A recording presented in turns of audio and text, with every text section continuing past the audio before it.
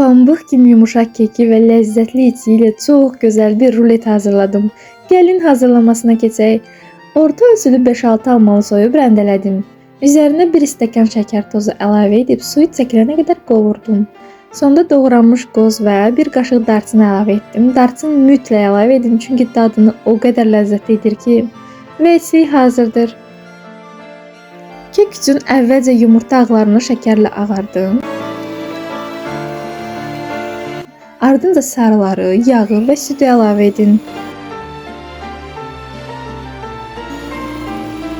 Sonda unu az-az əlavə edərək hamarlı, axıcı bir xəmir hazırlayın.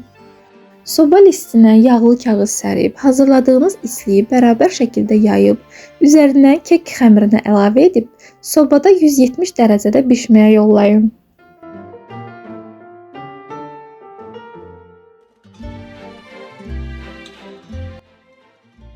Kek bişib ilk istiliyi çıxanda üstünə təmiz yağlı kağız qoyub diqqətlə çevirin.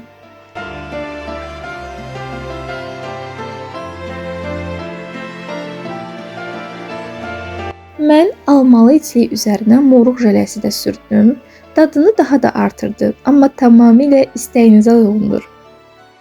Rulet formasına gətirib istədiyiniz bütün bəzəkləri verə bilərsiniz.